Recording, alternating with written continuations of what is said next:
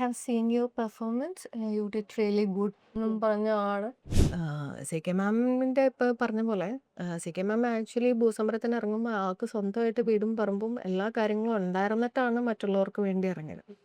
പേയ്മെന്റിന്റെ കാര്യത്തിൽ പലരും പല വിഷയം പറയുമ്പോഴും പേയ്മെന്റിന്റെ കാര്യത്തിലുള്ള ഇക്വാളിറ്റി കുറവാണ്. ഇപ്പൊ എൻ്റെ അതേ മീറ്ററിലുള്ള ഒരു നടനാണെങ്കിലും ചിലപ്പോൾ അയാൾക്ക് 70 80 കിട്ടുമ്പോൾ നമുക്ക് 50 വരെ അവര് പിടിവലി കാണിക്കുന്നതായിട്ട് അതുപോലും നമ്മള് വലിച്ച് അല്ലെങ്കിൽ അതിന്റെ പേരിൽ നമ്മളെ മാറ്റാന്നുള്ള രീതിയിൽ വരെ പോകുന്ന രീതിയിൽ കണ്ടിട്ട് എപ്പൊ കാറിൽ കയറി റേഡിയോ ഓൺ ആക്കുന്ന ഉറപ്പായിട്ടും ഒന്നല്ലെങ്കിൽ മിന്നൽ വിള കേൾക്കും ഇല്ലെങ്കിൽ കേൾക്കുന്നത് വാടാവേണ്ട ആയിരിക്കും. അപ്പൊ എനിക്ക് തോന്നുന്നു അത്ര ആൾക്കാര് സ്വീകരിച്ചിട്ടുണ്ടെന്ന് തോന്നുന്നു. അത് മൂഡ് പോലെ ആയിരിക്കും.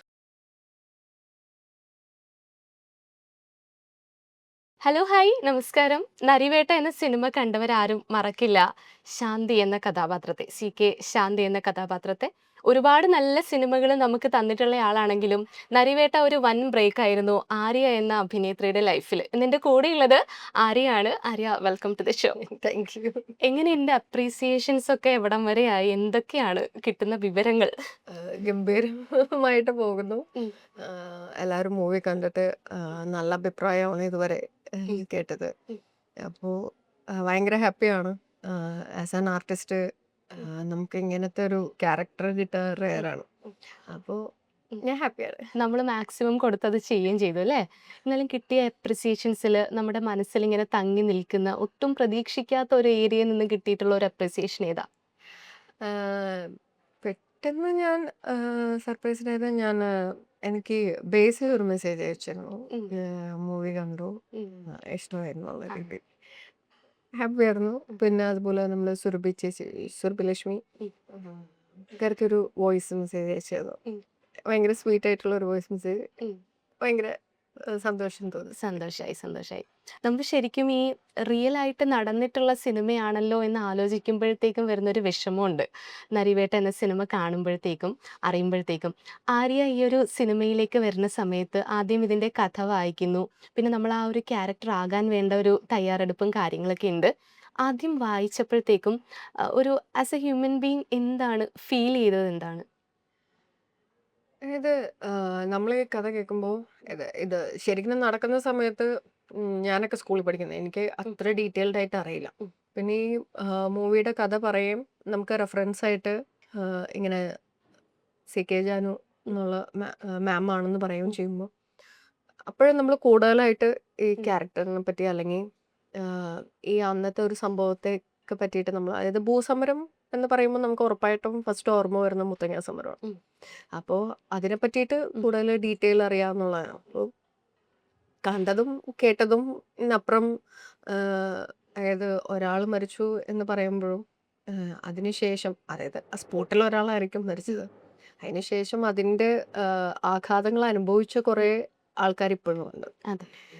ഇപ്പോഴും സിനിമയിൽ നീതി കിട്ടിയതായിട്ടാണ് നമ്മൾ ആ ഒരു ഡയറക്ടറിന്റെ സ്വാതന്ത്ര്യം അല്ലെങ്കിൽ അവരുടെ ഒരു ക്രിയേറ്റിവിറ്റിയുടെ സ്വാതന്ത്ര്യം അവരുപയോഗിച്ച് അതിലിപ്പോൾ ഒരു നീതി ലഭിക്കുന്ന ഒരു ഇതാണെങ്കിൽ റിയൽ ലൈഫിൽ 22 വർഷമായിട്ട് ഇപ്പോഴും ആ ഒരു നീതിക്ക് വേണ്ടി നടക്കുന്ന കുറേ ആൾക്കാരുണ്ട്. ആക്ച്വലി പെയിൻഫുൾ ആണ്.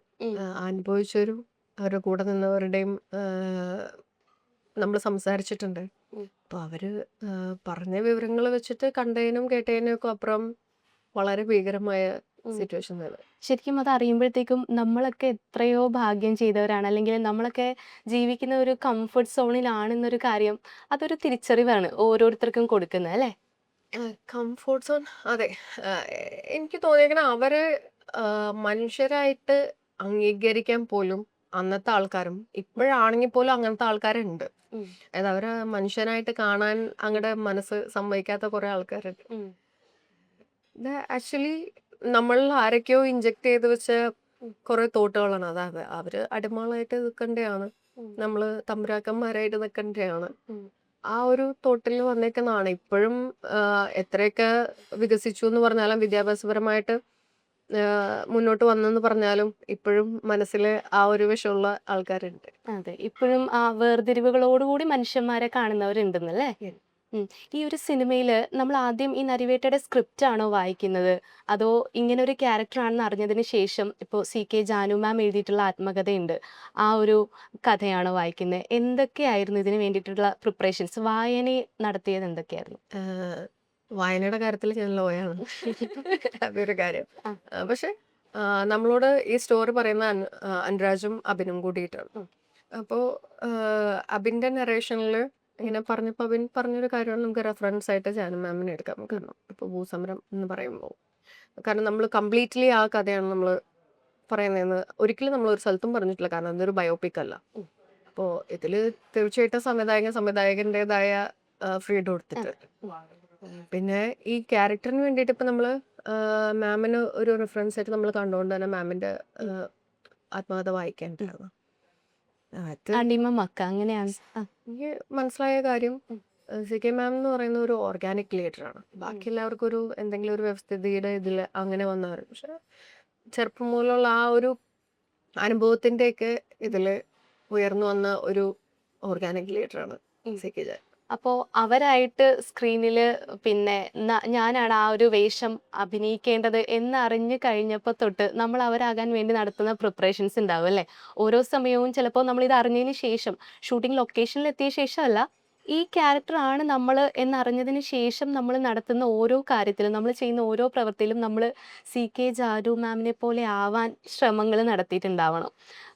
എങ്ങനെയാണ് അതിലേക്കുള്ള ഒരു ഫോർമേഷൻ, ഒരു ക്യാരക്ടർ ഫോർമേഷൻ? അപ്പം ജീവിച്ചിരിക്കുന്ന ഒരു ലെജൻഡ് കൂടിയാണ്. അപ്പോൾ മാമിന് സ്ക്രീനിൽ നമ്മൾ റെഫറൻസ് ആയിട്ടാണെങ്കിലും ചെയ്യാന്ന് പറയുന്നത് എന്നെ സംബന്ധിച്ച് വളരെ എന്താ ഞാൻ ആ ഒരു ക്യാരക്ടർ ചെയ്യുന്ന കാര്യത്തിൽ ഭയങ്കര ഓണായിട്ടാണ്. അപ്പോൾ അത് മാക്സിമം എത്രത്തോളം നമ്മൾ ആ ക്യാരക്ടറിനോട് നീതി പുലർത്താം എന്നുള്ളതാണ്. നമുക്ക് കിട്ടുന്ന ഓപ്ഷൻസ് എന്ന് പറയുന്നത് യൂട്യൂബ് ചാനൽസിൽ അല്ലെങ്കിൽ അങ്ങനത്തെ ഡോക്യുമെന്ററീസ്. അപ്പോൾ അത് വെച്ചിട്ട് അപ്പോൾ മാമിന്റെ സംസാരം സ്ഥിരമായിട്ട് ഇപ്പൊ ഷൂട്ടിംഗ് സെറ്റിലാണെങ്കിൽ പോലും ഹെഡ്ഫോൺ വെച്ചിട്ട് കേട്ടോണ്ടിരിക്കുക. ആളുടെ സംസാരവും പ്രസംഗങ്ങളും അങ്ങനെ അതാണ് കൂടുതലായിട്ടും യൂസ് ചെയ്തത്. കാരണം എനിക്ക് കുറച്ച് ഇമിറ്റേഷൻ ടെൻഡൻസി ഉള്ളതാണ്. ഇപ്പോൾ ഒരു 5 ദിവസമൊക്കെ ഒരാളുടെ അടുത്ത് സംസാരിച്ച് ചിലപ്പോൾ അയാളെ ഇമിറ്റേറ്റ് ചെയ്യാന്നുള്ളൊരു ചിലപ്പോൾ അയാളുടെ ഭാഷ നമ്മൾ പറയാം. അപ്പോൾ അങ്ങനെ ആ മാനറിസം കിട്ടാൻ വേണ്ടിയിട്ട് കണ്ടിന്യൂസ് നമ്മൾ വാച്ച് ചെയ്യുമായിരുന്നു. പിന്നെ ഭാഷ നമ്മൾ സിനിമയിൽ യൂസ് ചെയ്തേക്കുന്നത് പണിയ ഭാഷയാണ്. അതിന് നമുക്ക് ട്രെയിനേഴ്സ് ഉണ്ടായിരുന്നു. പിന്നെ അവരാണ് നമ്മുടെ കൂടെ അഭിനയിച്ചതും ഒക്കെ. അപ്പം അത് ആ സൈഡ് കുറച്ച് ഈസി ആയിരുന്നു. പിന്നെ ഈ പറഞ്ഞ പോലെ നമ്മൾ ഹോംവർക്ക് നല്ലോണം ചെയ്തിട്ടുണ്ട്. ഇപ്പം ഈ പറഞ്ഞ പോലെ ഞാൻ ഈ കഥ പറയുന്ന സമയത്ത് ഞാൻ മെലിഞ്ഞിട്ടായിരുന്നു. അപ്പം എന്നോട് പറഞ്ഞു കുറച്ച് തടി വെച്ചാൽ നന്നായിരിക്കും. അങ്ങനെ ഫിസിക്കലി അങ്ങനെ പിന്നെ അതുപോലെ തന്നെ ഡ്രസ്സിങ്ങും ആ ഹെയർ സ്റ്റൈലും അത് അനുരാജിന്റെ സൈഡിൽ നിന്ന് ആദ്യത്തെ ഒരു ഇത് ചെയ്തു. അത് അത്ര ഓക്കെ ഇല്ല. പിന്നീട് അത് കുറച്ചും കൂടി മാറ്റി ശരിക്കും പക്ക ആ ഫീല് കൊണ്ടുവരുന്ന രീതിയിലോട്ട് ക്യാരക്ടറിന്റെ ലുക്കും കാര്യങ്ങളും വന്നപ്പോൾ തന്നെ നമുക്ക് ഒരു കോൺഫിഡൻസ് നാച്ചുറലി കിട്ടി. ഉണ്ടായെന്ന് എനിക്ക് തോന്നുന്നു. അങ്ങനെ അങ്ങനെ അത് സംഭവിച്ചു. സംഭവിച്ചു. അതൊരു വ്യത്യസ്തമായിട്ടുള്ള ഒരു കോസ്റ്റ്യൂം ആണല്ലേ ശരിക്കും? അത് തോന്നിയോ? ഇപ്പൊ ഒരു ചുരിദാറിന്റെ ഒരു ഇട്ടിട്ട് അവരോട് സംസാരിക്കുന്ന മാമിന്റെ ഒരു പിക്ചർ ഉണ്ടായിരുന്നു. ഒരു പ്രസംഗത്തിന്റെ ആണെന്ന് തോന്നുന്നു. അപ്പോൾ ആ പ്രസംഗിക്കുന്ന സമയത്ത് ആള് യൂസ് ചെയ്തിരുന്നപ്പോൾ അത് ആപ്റ്റ് ചെയ്തിട്ട് അങ്ങനെ അത് എടുത്തതാണ്. എനിക്ക് തോന്നുന്നു ആ ഒരു വേഷത്തിലാണ് കൂടുതൽ ആൾക്കാരും കണ്ടപ്പോൾ പറഞ്ഞത് ശരിക്കും ഭയങ്കര റിസംബ്ലൻസ് ഫീൽ ചെയ്യണോ എന്നുള്ള രീതിയിൽ. അത് എനിക്ക് ഫോട്ടോഗ്രാഫർ ഫോട്ടോ എടുത്തിട്ട് ഇങ്ങനെ കാണിച്ചു തന്നൊരു സൈഡ് പ്രൊഫൈൽ എന്നിട്ടിപ്പോൾ ആക്ച്വലി എനിക്കും കൊള്ളാലോ എന്നുള്ളൊരു സി.കെ. ജാനു മാം ഈ സിനിമ കണ്ടുവോ? നരിവേട്ട. നിലവിൽ എനിക്കറിയില്ല. ആളിപ്പോൾ സ്കോട്ട്ലാൻഡിലാണ്.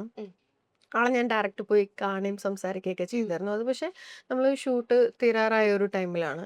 അപ്പം മാമിന് ഇങ്ങനെ പിക്ചർ കാണിച്ചു കൊടുത്തായിരുന്നു. നമ്മുടെ കയ്യിലുണ്ടായിരുന്ന വേഷത്തിലുള്ള പിക്ചർ കാണിച്ചു. ആൾക്ക് വന്നം എന്ന് അതിയായ ആഗ്രഹം ഉണ്ടായിരുന്നു. പക്ഷെ ഒരു ദിവസം എല്ലാം പ്ലാൻഡ് ആയിരുന്നു. പക്ഷെ പെട്ടെന്ന് ഒരു പോലീസ് സ്റ്റേഷനിൽ നിന്ന് കോൾ വന്നിട്ട് ആൾക്ക് തിരുനെല്ലിക്ക് പോവേണ്ടി വന്നു. തീർച്ചയായും.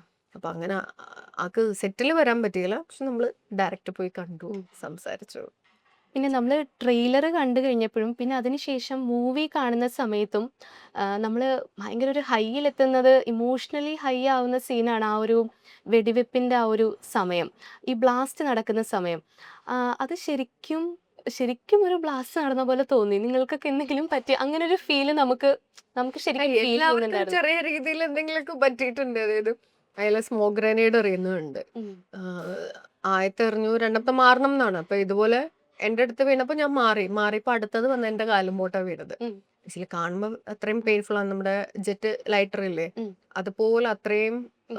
ഹോട്ടായിട്ടാണ് അതിന്ന് വരുന്നത്. ഉം. നേരെ എന്റെ കാലുമ്പോട്ട ഉം. വീണ് പൊള്ളി എന്നുള്ളതാണ്. നമ്മളവിടെ ബ്രേക്ക് ഒന്നും ചെയ്തില്ല, അത് അങ്ങനെ ഉം. കണ്ടിന്യൂസ് ചെയ്ത് പോയി. എനിക്ക് സ്ക്രീനിൽ കാണുമ്പോൾ അത് നാച്ചുറൽ ആയിട്ട് ഫീൽ അതെ, അതെ, അതെ. ചെയ്തിരിക്കുന്നത്. നമുക്കറിയാം ഇത് സിനിമയാണെന്നറിയാം. അറ്റ് ദ സെയിം ടൈം നമുക്കറിയാം ഇത് പണ്ടെപ്പോഴോ നടന്നൊരു കാര്യമാണ് എന്നുള്ളതും അറിയാം. പിന്നെ സിനിമ കാണുമ്പോഴത്തേക്കും ദൈവമേ അവർക്ക് ആർക്കെങ്കിലും എന്തെങ്കിലും സംഭവിച്ചിട്ടുണ്ടാവും. അത്രയും ഒരു ഭീകരത നമുക്കത് കാണുമ്പോഴത്തേക്കും ഫീൽ ചെയ്യുന്നുണ്ടായിരുന്നു. അത് ഇപ്പൊ അടിക്കുന്ന സീനാണെങ്കിലും ഒക്കെ വല്ലാതെ നമുക്കൊരു പെയിൻഫുൾ ആയിരുന്നു. കുറച്ച് കുറച്ച് അന്ന് നടന്ന സംഭവത്തിന്റെ റിയൽ വിഷ്വൽസ് നമുക്ക് യൂട്യൂബിലൊക്കെ അവൈലബിൾ ആണ്. ഉം. അത് കാണുമ്പോഴും അജാതി അട്ടി ആൾക്കാർ കൊണ്ടുവരുന്നത്. ഇപ്പൊ ഓർക്കണം, ഇപ്പൊ സിനിമയിൽ വരുമ്പോ അത് ഡമ്മി ലാത്തിക്ക അടിക്കുന്നത്, ഉം. മറ്റേത് ഒറിജിനൽ ലാത്തിക്ക. ഡമ്മി ലാത്തിക്ക അടിക്കുമ്പോൾ തന്നെ നല്ല പെയിൻഫുൾ ആണ്. നമുക്കൊക്കെ തന്നെ ബോഡിയിൽ പാടുകൾ വീണിട്ടുണ്ട്. ഉം. ഇപ്പൊ പാഡ് വെച്ചിട്ടാണെങ്കിൽ പോലും അടി കിട്ടുമ്പോൾ നമുക്ക് കറക്റ്റ് പാഡിൽ അടിക്കണം എന്ന് അവരോട് പറയാൻ പറ്റും. ഉം. അത് ഓഫ് കോഴ്സ് മറിയും പോവും, ഉം. ചവിട്ടും കിട്ടും, എല്ലാം കിട്ടും. പക്ഷെ ഒറിജിനൽ ലാത്തിക്കൊക്കെ അടി കൊണ്ടേക്കുന്നവരുടെ അവസ്ഥ വെച്ച് നോക്കുമ്പോൾ നമുക്കൊന്നും ഉം. ആ പെയിൻ അനുഭവിച്ചിട്ടില്ല. ആക്ച്വലി നമ്മൾ അവിടെ ആ സെറ്റ് ബാവുക്ക് ആർട്ട് ഉം. ബാവുക്ക് അതിഗംഭീരമായിട്ടാണ് ആർട്ട് വർക്ക് ചെയ്തേക്കുന്നത്. അതുപോലെ തന്നെ വിജയുടെ വിഷ്വൽസ് ഒക്കെ ആണെങ്കിൽ ഗംഭീര വിഷ്വൽസ് ഒക്കെ ഉണ്ട്. അതിൽ ചില സീനുകളൊക്കെ ഭയങ്കര രസമായിട്ട് അത് വിജയ് ചെയ്തു വെച്ചിട്ടുണ്ട്. ഉം. അപ്പോൾ എല്ലാവരുടെയും മൊത്തം ഒരു ക്രൂവിന്റെ ഒരു എഫോർട്ടും കൂടിയാണ് ആ ഒരു റൈറ്റിന്റെ സീൻ ഉം. എല്ലാവർക്കും ഭയങ്കരമാണ് ഫീൽ ചെയ്തതും അതെ. എല്ലാം. ഉയിര് കൊടുത്ത് ചെയ്ത സിനിമയാണെന്ന് പറയേണ്ടി വരും അല്ലേ? എല്ലാവരും അത്യാവശ്യം നല്ല പണിയെടുത്തിട്ടുണ്ട്. ഉം. ഫിസിക്കലി ആണെങ്കിലും മെന്റലി ആണെങ്കിലും എല്ലാവരും ഡ്രെയിൻഡ് ആയിട്ടുണ്ട് ആ സീൻ ചെയ്ത് കഴിഞ്ഞപ്പോഴാണെങ്കിൽ കൂടിയും. അത് ആ ആ ഇത് ആലോചിക്കുമ്പോ ഉം. ഈശ്വര അത്രയും ഉം. എനിക്ക് തോന്നുന്നു അതിന്റെ ഒരു റിസൾട്ട് ആണ് ഇപ്പൊ തീർച്ചയായും. നമുക്ക് കിട്ടുന്ന അപ്രിസിയേഷൻ ആണെങ്കിലും. എനിക്ക് തോന്നുന്നു ആ ഒരു ഹാർഡ് വർക്കിന്റെ ഉം. പിന്നെ ഇവരുടെ ആ ഒരു കൂട്ടായ്മയുടെ ഒക്കെ തീർച്ചയായിട്ടും. ഇതില് ഒരു എക്സലന്റ് ആയിട്ട് ഒരുപാട് ഡിപ്പാർട്ട്മെന്റ്സ് എല്ലാം ഹൈയിൽ നിന്നൊരു സിനിമ തന്നെയാണ്.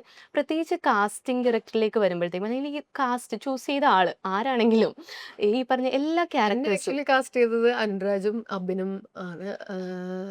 അത് എന്നോട് അപ്പൊ അവര് സംസാരിക്കാൻ ചെയ്തിരുന്നു. ഉം. ഫസ്റ്റ് ഓപ്ഷൻ ആര്യ തന്നെയായിരുന്നു എന്ന് കേട്ടപ്പോ എനിക്ക് ഭയങ്കര സന്തോഷം. ഓക്കെ. അപ്പൊ ആര്യ സിനിമ കഥകൾ കേൾക്കുന്നുണ്ടായിരുന്നോ? പിന്നെ നമുക്ക് അറിയാം ഇതിന് മുന്നേയും സിനിമകൾ ചെയ്യുന്നുണ്ട്. പക്ഷെ ഒരു ബ്രേക്ക് എടുത്തിട്ട് തന്നെയാണ് ഓരോ സിനിമകൾ വന്നിട്ടുള്ളതും. അപ്പോ കഥകൾ കേൾക്കുന്നുണ്ടോ? ഓപ്പർച്യൂണിറ്റീസ് എങ്ങനെയാണ്? വരുന്നുണ്ടോ? നരിവേട്ട ആക്ച്വലി ഞാൻ ഒരു കൊല്ലത്തോളം വെയിറ്റ് ചെയ്തെന്ന് ഉം. നോക്കണം. അതിന്റെ ഇടയിൽ രണ്ടെണ്ണം വന്നു. പക്ഷെ അത് നമുക്ക് ഉം.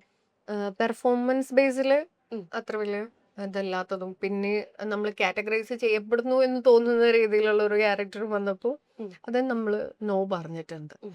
ഏഹ് ആ, പക്ഷേ പിന്നീട് ആ പടങ്ങൾ കണ്ടപ്പോഴും എനിക്ക് ആ റിഗ്രറ്റ് ഫീൽ ചെയ്തിട്ടില്ല. അത് ഇതുവരെ നമ്മൾ അങ്ങനെ നോ പറഞ്ഞേക്കുന്ന ഒരു സാധനം ഈശ്വരൻ വിചാരിച്ച് എന്താ പറയാ ദൈവാധീനം കൊണ്ട് ആ റിഗ്രറ്റ് ഫീൽ ചെയ്തിട്ടില്ല. ഉം.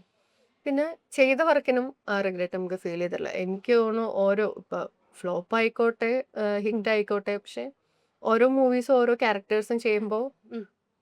നമുക്ക് ഓരോ ഒന്ന് പഠിക്കാനുണ്ടാവും. ഉം. ചിലപ്പോൾ നമുക്ക് അടുത്ത മൂവിയിലോട്ടുള്ള ഇപ്പോൾ ഓസ്ലർ ചെയ്തപ്പോഴാണ് കൂടുതലും മിഥുനേട്ടൻ റിയാക്ഷൻസ് കൂടുതൽ ശ്രദ്ധിക്കുന്നത്. ഉം. മിണ്ടാണ്ട് നിൽക്കുമ്പോൾ അങ്ങനെ ഉം. you know, അത് എനിക്ക് നരിവേട്ട വന്നപ്പോൾ ഞാൻ ആ സൈഡ് കുറച്ചും കൂടി ഉം. ശ്രദ്ധിക്കാൻ തുടങ്ങി. ഉം. ഇപ്പൊ നമ്മള് ഡയലോഗ് ഇല്ലാതെ നിൽക്കുമ്പോൾ ഉള്ള റിയാക്ഷൻസ് ഉം.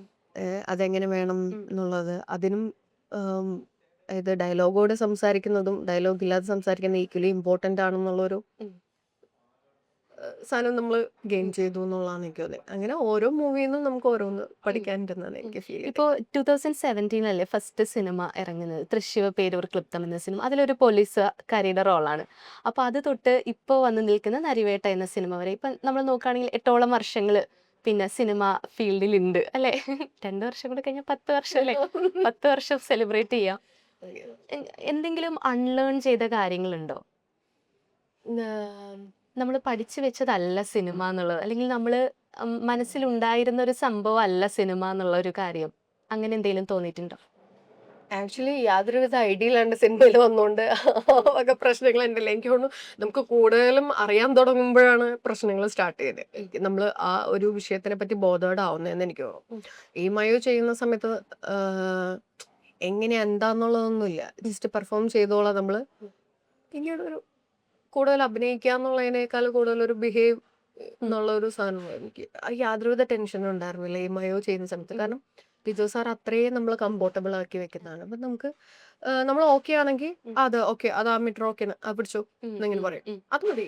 ആ ഒരു ആഹ്, ആ ഒരു ചെറിയൊരു ഇതാ പറയുന്നത് നമ്മളോട്. പക്ഷെ അതിൽ നമുക്ക് വർക്ക് ചെയ്യാനും ഇപ്പൊ അത് ഇച്ചിരി കുറച്ചും കൂടി വേണം കേട്ടോ എന്ന് പറയുന്ന ആ ഒരു ഗൈഡൻസ് മതി നമുക്ക് അത് പെർഫോം ചെയ്യാൻ.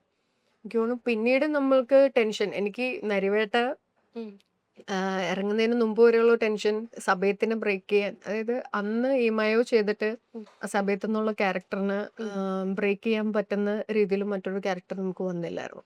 പിന്നെ ഒരു ഹ്യൂമർ ലെവലിൽ വേണമെങ്കിൽ നമുക്ക് മിന്നല ചേച്ചി ക്യാരക്ടർ പറയാം.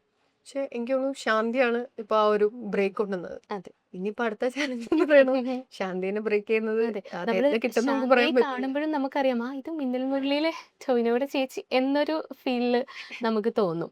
അങ്ങനെയാണല്ലേ സിനിമയിലേക്ക് വരണം എന്നായിരുന്നോ ചെറുപ്പം തൊട്ട് ആഗ്രഹം? ഈ അഭിനയം എന്നുള്ളത് ഉണ്ടായിരുന്നോ? അഭിനയം എന്നുള്ളതായിരുന്നു മെയിൻ. ഇത് നമ്മള് സ്കൂളിലൊക്കെ പഠിക്കുമ്പോൾ ആൾക്കാർ മോണാക്ട് ഒക്കെ ചെയ്യുമ്പോൾ, കൂട്ടുകാരൊക്കെ ചെയ്യുമ്പോൾ നമുക്കത് അന്ന് ഇങ്ങനെ സാറുമാരുടെ അടുത്ത് പോയി പഠിക്കാം, നമുക്കത് പരിപാടി നടപ്പില്ല. വീട്ടുകാരാണെങ്കിലും അത്ര സപ്പോർട്ടില്ലായിരുന്നു ആ ടൈമിൽ. അപ്പൊ നമ്മൾ സ്വന്തമായിട്ട് എഴുതി ഉണ്ടാക്കി 5 മിനിറ്റ് അലാറം ഒക്കെ വെച്ച് സെറ്റ് ചെയ്ത് അങ്ങനെ പോയി ചെയ്തു. എനിക്ക് സെക്കൻഡ് കിട്ടി. അപ്പൊ വീട്ടില് ഇത് നീ എന്ത് ചെയ്തിട്ടാ നിനക്ക് സെക്കൻഡ് കിട്ടിയെന്നുള്ള മോണോ ആക്ടില്.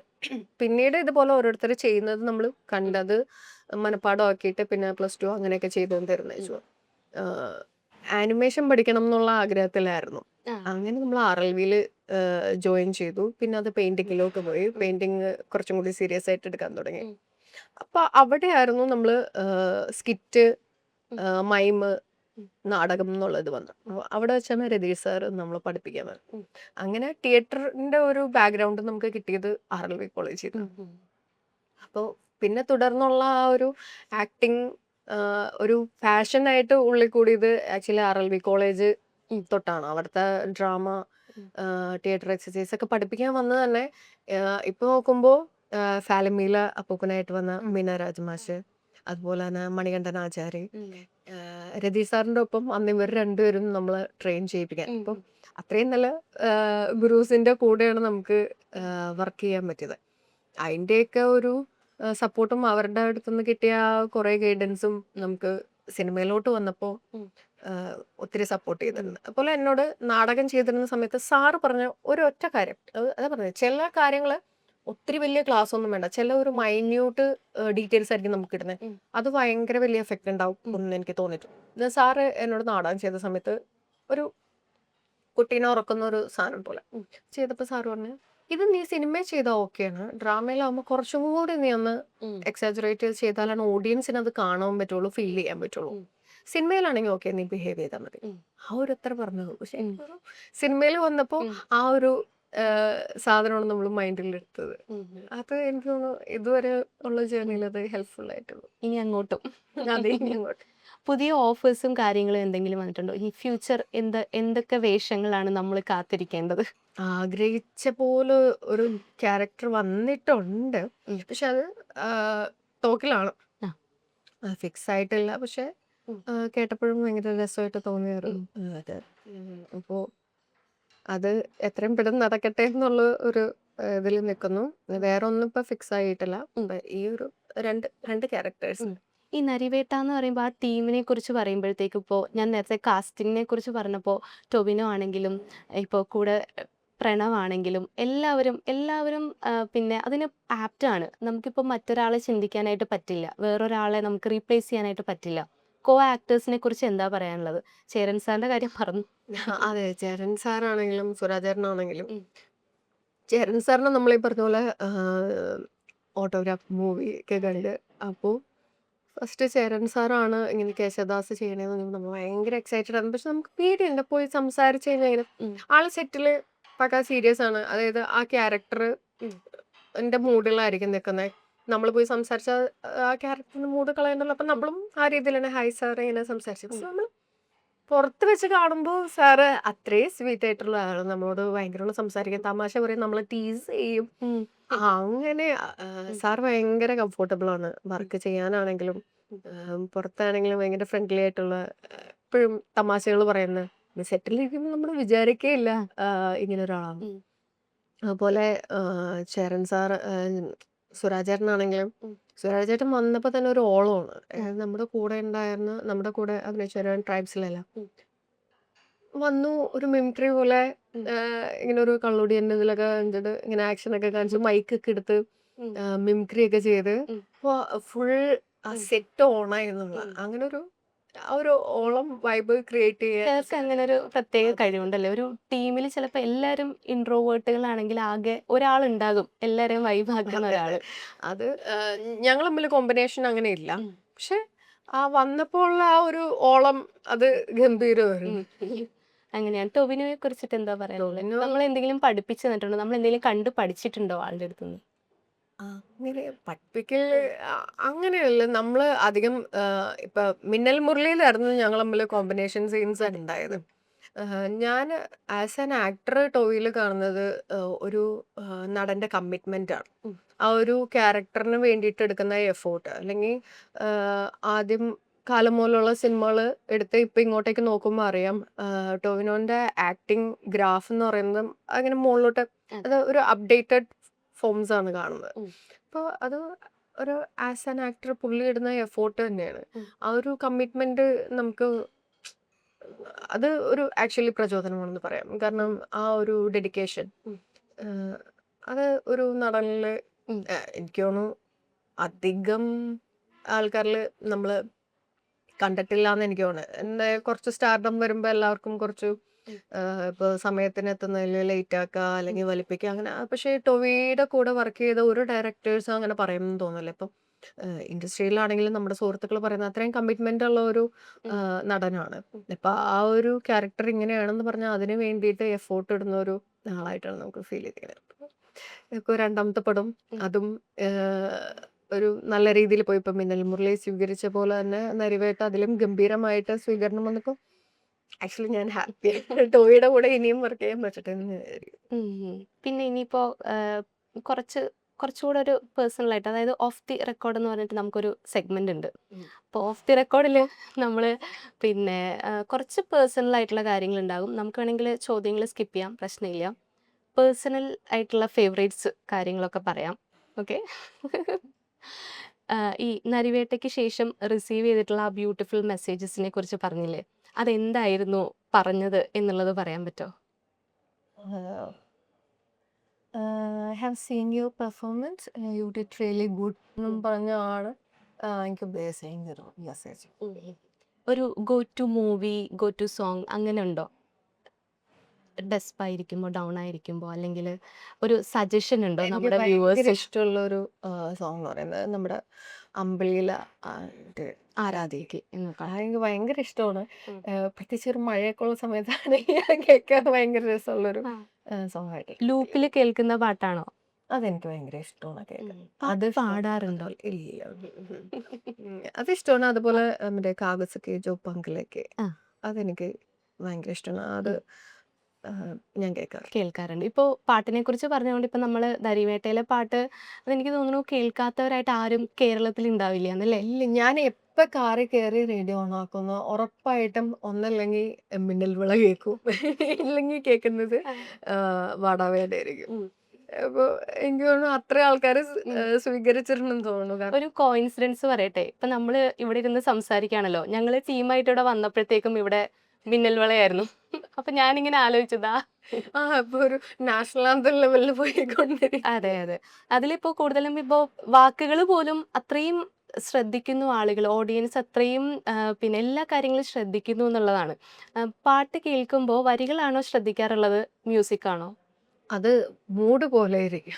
എനിക്ക് തോന്നുന്നത് അത് മിക്കവാറും ഇപ്പം നമ്മൾ ഒരു സാഡ് ഇതായിട്ട് എനിക്കങ്ങനെ വന്നേക്കണം. ഞാൻ ഇച്ചിരി ഡെസ്പായിട്ടിരിക്കുന്ന അല്ലെങ്കിൽ കൂടുതലും ഞാൻ ആ ലിറിക്സ് ആയിരിക്കും അതിന്റെ എല്ലാ മീനിങ്ങും മനസ്സിലാവും. അത് എന്താ സംഭവംന്ന് എനിക്കറിയില്ല. ഉം. അല്ലെങ്കിൽ നമ്മൾ ആ ഒരു ഋതത്തിന്റെ ഇതില് എൻജോയ് ചെയ്ത് പോവാ. അത്രയും ബോധേടാവാറില്ല. ഉം. അല്ലെങ്കിൽ ഈ മീനിങ് ഒക്കെ എങ്ങനെയാ എനിക്ക് മനസ്സിലാവണെന്ന് ഞാൻ ചിലപ്പോ അയക്ക് മുമ്പ് ശ്രദ്ധിച്ചിരുന്നല്ലോ. പക്ഷെ ഉം. എല്ലാ മീനിങ്ങും ആ ലിറിക്സ് നമുക്ക് ഹിറ്റ് ചെയ്യും എന്നുള്ളതാണ് ഉം. എനിക്ക് ഉം. ഉം. ഫീൽ ചെയ്തത്. അപ്പൊ ലാവല്ലോ ആണോ അമല്ലോ ആണോ എന്നുള്ളതൊക്കെ ചർച്ചയായിക്കൊണ്ടിരുന്ന ഒരു സമയം. പിന്നെ നമുക്കൊരു നല്ല ഓഡിയൻസ് ഈ സിനിമ എൻജോയ് ചെയ്യുന്ന ഒരു കൾച്ചർ അതിന് ഒരു മാറ്റം വന്നിട്ടുണ്ടോ തോന്നുന്നുണ്ടോ? ഓഡിയൻസ് ഇപ്പോഴും പലതരത്തിലാണ്. ഉം. ചിലവർക്ക് ഹ്യൂമർ ഓറിയന്റഡ് ഇച്ചിരി സീരിയസ് ആണെന്ന് പറഞ്ഞാൽ തിയേറ്ററിൽ പോവാത്തവരുണ്ട്. ഉം. ഞങ്ങൾ സ്ട്രെസ്ഡ് ഔട്ട് ആവും, ഞാൻ ഡിപ്രസ്ഡ് ആവും, അതുകൊണ്ട് ഞാൻ ഉം. തിയേറ്ററിൽ പോയി കണ്ടില്ല, സോറി, പക്ഷെ നിന്റെ പെർഫോമൻസിനെ പറ്റി കേട്ടു, ഞാൻ ഹാപ്പിയാണ്, ഉം. അങ്ങനെ പറഞ്ഞവരും ഉണ്ട്. ആഹാ. അപ്പോൾ അത് ഉം. ഓഡിയൻസ് ഇപ്പോഴും പല ടേസ്റ്റിലുള്ളവരാണ്. ഉം. ഇപ്പൊ എല്ലാവരും ഒരുപോലെ എടുക്കുന്നു എന്ന് പറയുന്നതായിരിക്കും അതിന്റെ ഏറ്റവും വലിയ ഹൈലൈറ്റ്. അങ്ങനെ ഒരു മൂവി വരുമ്പോൾ ഉം. കൂടുതലും ഇപ്പൊ എനിക്ക് ആൾക്കാരിൽ കണ്ടിരിക്കുന്ന ഒരു ഇതാണ്, ഇച്ചിരി സ്ട്രെസ്ഡ് ആവുന്ന അല്ലെങ്കിൽ ഒരു ഇമോഷണലി നമുക്ക് ഫീൽ ചെയ്യുന്നതാണെങ്കിൽ പോവാൻ മടിയുള്ള ആൾക്കാർ ഉം. കൂടുതലായിട്ട് എനിക്ക് ഫീൽ ചെയ്തിട്ട്. ഉം. ആര്യ എങ്ങനെയാണ് ഇപ്പോ ഞാൻ ഈ പറഞ്ഞ പോലെ? എല്ലാം കാണും. എനിക്ക് അങ്ങനെ ഇപ്പൊ ഫ്ലോപ്പ് ആണെന്ന് പറഞ്ഞ എല്ലാവരും ഭയങ്കര ഫ്ലോപ്പായി എന്ന് പറഞ്ഞാലും ചിലപ്പോൾ ഞാൻ അതിരുന്ന് കാണും. ഉം. എന്താ എത്ര ഫ്ലോപ്പ് ആവാൻ കാരണം എന്ന് ആ. അറിയണമല്ലോ എന്നുള്ളതില്. ഉം. ഇത് നമ്മൾ ജഡ്ജ് ചെയ്യുന്ന, അതായത് കുറെ പേര് കാണുമ്പോൾ ആ മൂവി നല്ലതാണോ, അങ്ങനെ ജഡ്ജ്മെന്റോടെ ഇരിക്കും, നമുക്കത് ആസ്വദിക്കാൻ പറ്റുമോ എന്ന് എനിക്കൊരു ഉം. ഡൗട്ടുണ്ട്. അങ്ങനെ യാതൊരുവിധ ജഡ്ജ്മെന്റും ഇല്ലാതെ നമുക്ക് ഇരുന്ന് കാണുമ്പോൾ അത് ഉം. വർക്കാണ്. ഞാൻ എല്ലാത്തരം കാണും. ഫിക്ഷൻ, എനിക്ക് മെയിനായിട്ട് ഫിക്ഷൻ ഉം. സ്റ്റോറീസ് ഭയങ്കര ഇഷ്ടം. ഉം. ഇപ്പൊ അവഞ്ചേഴ്സിന്റെയും DC ഒക്കെ കട്ട ഫാനാണ് ഞാൻ. അങ്ങനത്തെ മൂവീസ് ഒക്കെ ഉണ്ടെങ്കിൽ ഞാൻ ഇരുന്ന് കാണും. ഉം. ഇന്നതെന്നില്ല, ഉം. എല്ലാം ഓൾമോസ്റ്റ് എല്ലാ ടൈപ്പ്, ഇപ്പൊ ഡ്രാമാസ് ആണെങ്കിലും കാണും, ആനിമീസ് ആണെങ്കിലും കാണും, ഉം. അങ്ങനെ എല്ലാം കാണും. ഈ പറഞ്ഞ പോലെ ഞാൻ കട്ട നറൂട്ടോ ഫാൻ. അങ്ങനെ എല്ലാം ഇരുന്ന് കാണും, ആ. ഇന്നതെന്നൊന്നുമില്ല. ഉം. പാട്ട്, സിനിമ, ഫുഡ് ഇത് മൂന്നും ഒരു പ്ലേറ്റിലാണെന്നുണ്ടെങ്കിൽ ഏത് പ്ലേറ്റ് ആയിരിക്കും ചൂസ് ചെയ്യുക? സിനിമയിൽ സിനിമ. ഒരു ഗോ ടു ഫുഡ് ഏതാന്ന് ചോദിച്ചാൽ ഒരു കംഫർട്ട് ഫുഡ്. ഫുഡ് എന്ന് പറഞ്ഞാൽ അല്ലെങ്കിൽ റെസ്റ്റോറന്റ് അങ്ങനെ എങ്ങനെയാണ്? റെസ്റ്റോറൻ്റ് അല്ല, ഒരു നമുക്ക് ഇഷ്ടമുള്ള ഒരു ഫുഡ്. അങ്ങനെ ഇല്ല. ഉം. ഞാൻ മധുരം, എരിവ്, ഉം. ഉം, അപ്പൊ അത് എല്ലായി. ഇഷ്ടമുള്ള കാര്യമുണ്ട്, അതെല്ലാം വരുമല്ലോ. ആഹാ. ഇപ്പൊ നമ്മൾ ചെയ്ത ക്യാരക്ടർ ഇപ്പോൾ CK ശാന്തി എന്ന ക്യാരക്ടർ നോക്കുമ്പോൾ ബോൾഡ് ആയിട്ടുള്ള എല്ലാ കാര്യങ്ങളും തുറന്നു പറയുന്ന ഒരാൾ മാത്രമല്ല, കൂടെയുള്ളവർക്ക് കൂടെ നല്ലൊരു ഫ്യൂച്ചർ വേണം. ഇപ്പം ഞാനില്ല, ഞാൻ ഈ പോരാട്ടത്തിൽ ഇതോടെ എൻ്റെ ജീവിതം അവസാനിക്കുകയാണെങ്കിൽ പോലും എൻ്റെ കൂടെയുള്ളവർ ജീവിക്കുന്ന ഒരു ജീവിതം നൈസായിരിക്കണം എന്ന് ആഗ്രഹിച്ച് പ്രവർത്തിക്കുന്ന ഒരാളാണ്. വളരെ ബോൾഡായിട്ടുള്ള എല്ലാം തുറന്നു പറയുന്ന ഒരു സ്ത്രീയാണ്. എന്തൊക്കെ ക്വാളിറ്റീസാണ് CK ശാന്തിയിലും ആര്യയിലും ഉള്ളത്? എനിക്കറിയില്ല. എനിക്ക് കൂടുതലും ഇപ്പോൾ കുറച്ചങ്ങേരെ പോലെ പുറത്തുനിന്ന് സംസാരിച്ച് അങ്ങനെ എൻ്റെ രാഷ്ട്രീയം പറയാൻ എനിക്കറിയില്ല. കാരണം ഉം. എനിക്ക് അവിടെ കൂടുതലും കണ്ടേക്കുന്ന ഒരു ഡിബേറ്റ് പോലെ ഞാൻ പറയുന്ന ഉം. കാര്യം ജയിക്കണം എന്നുള്ളത്. അങ്ങനെ എനിക്ക് സംസാരിച്ച് ജയിക്കാൻ അറിയില്ല. കാര്യം പറയും, അതുവരെ എടുക്കുന്നോ വേണ്ടയോ എന്നുള്ള അവരുടെ ഓപ്ഷനാണ്. പക്ഷേ എൻ്റെ രാഷ്ട്രീയം കൂടുതലും ഞാൻ എൻ്റെ പെയിന്റിങ്സിലാണ് കൊണ്ടുവരാൻ ശ്രമിക്കാറ്. ഉം. അത് എത്ര പേരെങ്ങനെ റീഡ് ചെയ്യുന്നു ഉള്ളത് നമുക്കറിയില്ല. പക്ഷെ ഞാനത് എക്സ്പ്ലെയിൻ ചെയ്യാറില്ല. വായിച്ചിട്ട് അത് കാണുമ്പോൾ നിങ്ങൾക്ക് എന്താണോ റീഡ് ചെയ്യാൻ പറ്റുന്നത്, ഉം. ആ ഒരു രീതിയിലാണ് എൻ്റെ ഒരു പൊളിറ്റിക്സ് ഞാൻ പ്രസന്റ് ചെയ്യുന്നത്, എൻ്റെ പെയിന്റിങ്സിലൂടെ തന്നെയാണ്. ഉം. പിന്നെ CK മാമിൻ്റെ ഇപ്പോൾ പറഞ്ഞ പോലെ, CK മാം ആക്ച്വലി ഭൂസമരത്തിന് ഇറങ്ങുമ്പോൾ ആൾക്ക് സ്വന്തമായിട്ട് വീടും പറമ്പും എല്ലാ കാര്യങ്ങളും ഉണ്ടായിരുന്നിട്ടാണ് മറ്റുള്ളവർക്ക് വേണ്ടി ഇറങ്ങിയത്. ആ ഒരു ബോൾഡ്നെസ്സിനെ ഞാൻ ഭയങ്കരമായിട്ട് റെസ്പെക്ട് ചെയ്യുന്നത്. എനിക്ക് അറിയില്ല ജന്മത്തെ അതുപോലെ എനിക്ക് ആൾക്കാരെ സഹായിക്കാൻ ചെയ്യാൻ പറ്റുമോ ഇല്ലയോ എന്നൊന്നും അറിയില്ല. ഇപ്പം കൂടിയും CK മാമിൻ്റെ ശിഷ്യെന്നോ അല്ലെങ്കിൽ അങ്ങനെ പറയുന്നവർ ഇപ്പോഴും ഇപ്പം നിലമ്പൂർ കറൻ്റ്ലി ഭൂസമരം നടക്കുന്നുണ്ട് ഉം. ഇതുപോലെ. അതും അതിൻ്റെ ഇതിലോട്ട് എനിക്ക് തോന്നുന്നു മീഡിയാസ് ഒന്നും ചെന്നിട്ടുമില്ല. ഉം. അപ്പം എനിക്ക് തോന്നുന്നു നരിവേട്ടയിൽ വന്നപ്പോഴാണ് നമ്മൾ ഇതിനെപ്പറ്റി കൂടുതലും അറിയുന്നതും കേൾക്കുന്നതും. ഇപ്പം അറിയുമ്പോൾ സങ്കടമുണ്ട്. കാരണം ഇപ്പോഴും ഈ 2025 ഭൂസമരത്തിന് വേണ്ടിയിട്ട് നടക്കുമ്പോൾ ഇപ്പോഴും നീതി കിട്ടാത്ത അതിൽ കുറേ കളികൾ രാഷ്ട്രീയപരമായിട്ട്, ഞാൻ അതിനെപ്പറ്റി കൂടുതലൊന്നും സംസാരിക്കുന്നില്ല. ഇപ്പോഴും മീഡിയാസ് അതൊന്നും ചെയ്യുന്നില്ല ഉം. എന്നുള്ളതാണ്. കാരണം ബാക്കി പല കാര്യങ്ങൾ, അതായത് മീഡിയാസ് കൂടുതലും ഹൈപ്പ് കിട്ടുന്ന ന്യൂസ് ഏതാണോ അതിൻ്റെ പിന്നാലെയാണെന്ന് എനിക്ക് തോന്നി. ഉം. ഉം. ആവശ്യമില്ലാത്തതിന്റെ പിന്നാലെയാണ്. അതായത് ഒരു സംഭവം കിട്ടിയാൽ അത് ഹൈയിൽ ഇങ്ങനെ കൊണ്ടുപോകും. ഉം. പിന്നീട് അതിന് എന്ത് സംഭവിച്ചു എന്നോ ഒന്നും നമുക്കറിയില്ല. ഇപ്പൊ ആദ്യം ഒരു അരിക്കൊമ്പന്റെ കേസ് വന്നപ്പോൾ ഉം. അരിക്കൊമ്പനായിരുന്നു മൊത്തം വാർത്തയിൽ. ഇപ്പൊ അരിക്കൊമ്പൻ എവിടെയാണോ ഉം. എന്താണെന്ന് ആർക്കും അറിയില്ല. ബീയിങ് റെസ്പോൺസിബിൾ എന്നൊരു ക്വാളിറ്റിയുടെ കുറവുണ്ടെന്നുള്ളതാണോ? അതായത് പിന്നെ ഇതൊരു ഉത്തരവാദിത്തമായിട്ടല്ലല്ലോ കാണുന്നത്. നമ്മളൊരു ജോലിയായിട്ട് ഞാൻ കണ്ട് ഫ്രണ്ട്സിന്റെ അടുത്ത് പറയുന്ന ഒരു കാര്യമാണ്. ഉം. അതായത് എനിക്ക് ഫീൽ ചെയ്തിരിക്കുന്നത് നമ്മളെല്ലാവരും അതായത് ഉം. ട്രൂമാൻ ഷോ എന്ന് പറഞ്ഞിട്ട് ജിം ക്യാരിയുടെ ഒരു ഉം. മൂവി ഉണ്ട്. ഉം. ആക്ച്വലി നമ്മളെല്ലാവരും ട്രൂമാൻ ഷോയിൽ ജിം ക്യാരി ആയിട്ടാണ് എനിക്ക് ഫീൽ ചെയ്തത്. ആ മൂവി കണ്ടവർക്ക് മനസ്സിലാവുമായിരിക്കും. ഉം. ആക്ച്വലി നമ്മൾ ട്രൂമാൻ ഷോയിലെ ജിം ക്യാരിയാണ്. ഉം. നമ്മുടെ ചുറ്റുമുള്ളൊരു ലോകമാണ് അത്. ആരൊക്കെ ഉണ്ടാക്കിയൊരു ഉം. ഇതായിട്ട് എനിക്ക് ഫീൽ ചെയ്തത്. ഉം. നമ്മളതിലങ്ങനെ പോണു. ആ അത് ആ പടം കണ്ടു കഴിഞ്ഞു കഴിഞ്ഞാൽ നിങ്ങൾക്ക് ആ മീനിങ് എന്താണ് അവർ ഉദ്ദേശിച്ചതെന്നുള്ളത് നമുക്ക് അല്ലെങ്കിൽ ഞാൻ മനസ്സിലാവും. എന്താ ഇപ്പോൾ പറഞ്ഞതെന്നുള്ളത് മനസ്സിലാവും. ഉം. ഇനിയുള്ള ക്യാരക്ടേഴ്സിനെ കുറിച്ച് പറയുമ്പോൾ എല്ലാം ഇപ്പോൾ ചെയ്തത് ഡിഫറെൻ്റ് ആയിട്ടുള്ള ക്യാരക്ടേഴ്സാണ്. ചിലതിൽ പോലും നമുക്കൊരു ആവർത്തനം അങ്ങനെയുള്ള കാര്യങ്ങളോ ഒന്നും വന്നിട്ടില്ല. ആഹ് ചെയ്യണമെന്ന് തോന്നിയിട്ടുള്ള ക്യാരക്ടേഴ്സ് ഉണ്ടോ? ചില ക്യാരക്ടേഴ്സ് കാണുമ്പോഴത്തേക്കും നമുക്ക് തോന്നില്ലേ? തീർച്ചയായിട്ടും അങ്ങനെ നമുക്ക് ഇപ്പോൾ എനിക്കൊരു നല്ല അതായത് വെറുതെ ഇങ്ങനെ പാസ് ചെയ്തു പോകുന്ന ഒരു നെഗറ്റീവ് ക്യാരക്ടറാണല്ല അത്രയും സ്ട്രോങ് ആയിട്ട് നിൽക്കുന്ന. ഉം. ഇപ്പോൾ നമ്മൾ ചെറുപ്പത്തിൽ ഭയങ്കര ആരാധനയോടെ കണ്ടേക്കുന്ന അല്ലെങ്കിൽ ഇങ്ങനെ ഒരു സാധനം ചെയ്യാൻ പറ്റിയിരുന്നെങ്കിൽ എന്തെങ്കിലും നമ്മുടെ പടയപ്പയിലെ നീലാംബരി ഉം. അത്രയും നായകന്റെ ഒപ്പം തന്നെ അത്രയും സ്ട്രോങ് ആയിട്ടുള്ള ഒരു ഉം. നെഗറ്റീവ് റോൾ പക്ഷെ അത് ഗംഭീരമായിട്ട് അതുപോലെയൊക്കെ ഒരു ക്യാരക്ടർ കിട്ടുക. ഉം. അതായത് ഇപ്പൊ വില്ലൻ എന്നുള്ളൊരു സാധനമാണ് കൂടുതലൊരു ഒരു ലേഡി ഒരു നെഗറ്റീവ് ക്യാരക്ടർ അങ്ങനെ ഒരു അത് നെഗറ്റീവ് ആ ലേഡി ക്യാരക്ടർ ലീഡ് ചെയ്യുന്നുണ്ട് പല സമയത്തും മൂവി അല്ല അല്ലേ? അപ്പോ ഒരു ആക്ഷൻ സൈഡിൽ ഒരെണ്ണം കിട്ടണം എന്ന് അങ്ങനെ പിന്നെ വളരെ ആഗ്രഹമുള്ള ഒരു ഒരു റൊമാൻസ് ഉം. രീതിയിൽ ഒന്ന് പെർഫോം ചെയ്യാൻ പറ്റിയിരുന്നെങ്കിൽ ഉം. ഇപ്പൊ തമാശയിൽ വന്നിട്ടുണ്ട് അത് ഉം. പക്ഷെ ഒരു കുറച്ച് ഇങ്ങനെ ഉം. പെട്ടെന്ന് പോകുന്ന പോലെ ഉം. അത് കുറച്ചും കൂടി കണ്ടിന്യൂസ് ആയിട്ട് ലൈക്ക് അങ്ങനെ ഒരു ക്യാരക്ടർ റൊമാൻസ് ഉം. പിന്നെ ഈ നെഗറ്റീവ് ഷെയ്ഡ് ആക്ഷൻ ഇത് മൂന്നും ഒരുമിച്ചെന്നല്ല പല രീതിയിൽ അങ്ങനെ കിട്ടിയിരുന്നെങ്കിൽ എന്നുള്ളൊരു ആഗ്രഹമുണ്ട്. അതുപോലെ തന്നെ ഒരു ഫിക്ഷൻ ക്യാരക്ടർ ഉം. ഇപ്പോൾ നമ്മളിപ്പോൾ പൊന്തയാവുന്നില്ല നമ്മളിപ്പോൾ അവഞ്ചേഴ്സിലൊക്കെ കാണുന്ന നെബുല പോലെയൊക്കെ ഉം. അങ്ങനെയൊക്കെ ഒരു ക്യാരക്ടർ എന്തെങ്കിലുമൊക്കെ ലൈഫിൽ ചെയ്യാൻ പറ്റുമെങ്കിൽ ആ. അതെങ്ങനെ ഞാൻ ചെയ്യും അല്ലെങ്കിൽ ഉം. അല്ലെങ്കിൽ അങ്ങനെ ഒരു തോട്ട് ഉം. എനിക്കുണ്ട്. കുറച്ച് ലൈഫിലേക്ക് അല്ലാതെ ഒരു സ്വാഗ് ലൈക്ക് ആണ് കുറച്ചുകൂടെ കൂടുതൽ ഇഷ്ടം എന്ന് തോന്നുന്നു അല്ലേ? എല്ലാം ഉം. എല്ലാം പോവും. എല്ലാം പോവും. ഇപ്പോൾ വരെയുള്ള ലൈഫിൽ അല്ലെങ്കിൽ അഭിനയ ജീവിതത്തിൽ ഈ ഫിൽമോഗ്രഫിയിൽ സാറ്റിസ്ഫൈഡ് ആണോ ആര്യ? നമുക്ക് ചിലപ്പോൾ നമ്മുടെ കഴിവുകൾ അനുസരിച്ച് ചില സിനിമകൾ കാണും. ഇപ്പോൾ നരിവേട്ട തന്നെ കാണുമ്പോഴത്തേക്കും എനിക്ക് പേഴ്സണലി തോന്നിയ കാര്യം ഇത്രയും കുറച്ച് സിനിമകൾ മാത്രമേ ചെയ്തിട്ടുള്ളൂ. എത്ര റോൾസ് നമുക്ക് കൊടുക്കാം അല്ലെങ്കിൽ എത്ര നല്ല സിനിമകൾ കിട്ടിയിരുന്നെങ്കിൽ എന്നൊക്കെ നമ്മളിങ്ങനെ ആഗ്രഹിക്കില്ലേ? അപ്പോൾ ആര്യ അത് സ്വയം നോക്കുമ്പോൾ എന്താ തോന്നണേ? ആദ്യം നമ്മൾ ഈ പറഞ്ഞ പോലെ കാറ്റഗറൈസ് ചെയ്യപ്പെടുന്നു എന്ന് പറഞ്ഞപ്പോൾ ഭയങ്കര സങ്കടം തോന്നി. പിന്നെ എനിക്ക് മറ്റേ ലാലേട്ടൻ പറഞ്ഞ പോലെ എല്ലാത്തിനും അതിൻ്റെതായ ഒരു സമയമുണ്ട് ദാസ എന്ന പോലെ ഏഹ്, അത് ആ ഒരു ഇവഞ്ച്വലി പിന്നെ വരുന്നതായിട്ടാണ് എനിക്ക് ഫീൽ ചെയ്തേക്കുന്നത്. ഇനിയും ചിലപ്പോൾ വരുമായിരിക്കും. ഇപ്പോൾ ഇത് നടക്കുന്നില്ല എന്ന് വെച്ചാൽ ചിലപ്പോൾ അതിലും നല്ല നമുക്ക് കിട്ടും ഉം. കിട്ടുന്നുണ്ട് എന്നുള്ളതാണ് എനിക്ക് എൻ്റെ ലൈഫിൽ ഫീൽ ചെയ്യുന്നത്. ആ ഒരു ചില സമയത്ത് നമ്മൾ അയ്യോ എനിക്ക് കിട്ടുന്നില്ലല്ലോ ഭയങ്കര ഡെസ്പായിട്ടിരുന്ന സമയത്ത് എനിക്ക് തോന്നുന്നു ഇപ്പൊ ശാന്തി വന്നപ്പോ ശരിയാ വരുന്നുണ്ട് ഇതിന് വേണ്ടിയിട്ടായിരിക്കാം ചിലപ്പോ ഉം. അന്ന് എനിക്ക് ആ ഒരു ഡൗൺ ഫീൽ ചെയ്തത്. പക്ഷെ ശാന്തി വന്നപ്പോ ഹാപ്പിയാണ്. ഉം. മുന്നോട്ട് വരും എന്നുള്ളൊരു ഇതിലാണ് നിൽക്കുന്നത്. പിന്നെ ഈ പറഞ്ഞ പോലെ കോമ്പറ്റീഷൻ അധികമാണ്. ഉം.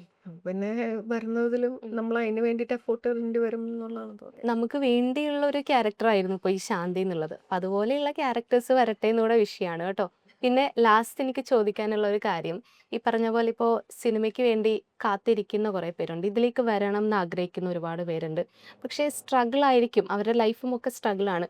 അങ്ങനെയുള്ളവർക്ക് കൊടുക്കാൻ ഒരു പോസിറ്റീവ് നോട്ടിൽ നമുക്ക് ഈ ഒരു ചാറ്റ് അവസാനിപ്പിച്ചാലോ? അല്ല നമ്മള് ഇപ്പൊ നമ്മുടെ ആ ഡോറ് അതാണെന്ന് ഉണ്ടെങ്കിൽ ആ ഡോറ് തുറക്കാൻ വേണ്ടി മാക്സിമം എന്തൊക്കെ എഫോർട്ട് ഇടാൻ പറ്റുമോ ഉം. ആ എഫോർട്ട് ഇടാം. ഉം. പാതി വഴിക്ക് ഇട്ടിട്ട് പോയാൽ ചിലപ്പോ ഉം. നെക്സ്റ്റ് ഡേ ആയിരിക്കും ആ ഡോറ് തുറക്കാൻ ചാൻസ് ഉള്ളത്. ഉം. അതാണ് നമ്മുടെ സ്പേസ് എന്നുണ്ടെങ്കിൽ ഉം. നമുക്ക് അതിൻ്റെതായ എല്ലാ ഒരു ഇത് കിട്ടും. ഉം. അഭിനയത്തിന്റെ ABCD അറിയാണ്ട് ആ ഡോറ് ഞാൻ തുറന്നേ പറ്റുള്ളൂ എന്ന് പറഞ്ഞാൽ ഞാൻ പറയാം. പക്ഷെ നമ്മൾ ഇപ്പം അതാണ് എന്നുണ്ടെങ്കിൽ അതിന് വേണ്ടി ഇപ്പോൾ വർക്ക്ഷോപ്സ് ആണെങ്കിലും ഉം. അല്ലെങ്കിൽ ഓഡീഷൻസ് ആണെങ്കിലും മാക്സിമം അറ്റൻഡ് ചെയ്യുക. നമ്മൾ അത്രയും പാഷനേറ്റ് ആയിട്ടാണ് അതിൻ്റെ പുറകെ പോകണമെന്നുണ്ടെങ്കിൽ അത് ഉറപ്പായിട്ട് ആ ഡോർ നമുക്ക് വേണ്ടിയിട്ട് ഓപ്പൺ ചെയ്യുന്നതാണ് എനിക്ക് തോന്നിയത്. ഉം. കാരണം എൻ്റെ ലൈഫിൽ എനിക്ക് ഫീൽ ചെയ്തിരിക്കുന്ന കാരണം അഭിനയം എന്നുള്ളതായിരുന്നു എൻ്റെ ഒരു ഉം. പാഷനാണ്. എനിക്ക് ആഗ്രഹമായിരുന്നു. ഉം. അപ്പോൾ അതിലോട്ട് എങ്ങനെ എത്തിപ്പെട്ടു എന്നുള്ളത് ഇപ്പൊ ആ പയ്യെ പയ്യെ ഉള്ള ജേണിയാണ്. പക്ഷെ ആ ഡോറ് പയ്യെ പയ്യെ ഓപ്പണായി വന്നു എന്നാണ് എനിക്ക് ഫീൽ ചെയ്തേക്കുന്നത്. അതുപോലെ എല്ലാവരും ഉം. Door open. അതെന്റെ ലാസ്റ്റ് ക്വസ്റ്റ്യൻ ആയിരുന്നു. ഒരു ലാസ്റ്റ് ക്വസ്റ്റ്യൻ കൂടി ചോദിച്ചോട്ടെ? എന്താ വെച്ചാല് ഇപ്പോൾ 2025 വരെ എത്തി നിൽക്കുന്നു. നല്ല കഥാപാത്രങ്ങൾ കിട്ടി. കുറേ നല്ലത് നമുക്ക് നമ്മളാൽ സാറ്റിസ്ഫൈഡ് ആണ് ചെയ്തിട്ടുള്ള കഥാപാത്രങ്ങളിലൊക്കെ. എനിത്തിങ് ഒരു സിംഗിൾ ചേഞ്ച് വേണമെന്ന് കൂടെ തോന്നിയിട്ടുണ്ടോ ഈ സിനിമ സെറ്റിലോ ലൊക്കേഷനിലോ നമ്മുടെ സിനിമാ മേഖലയിലോ എന്തെങ്കിലും?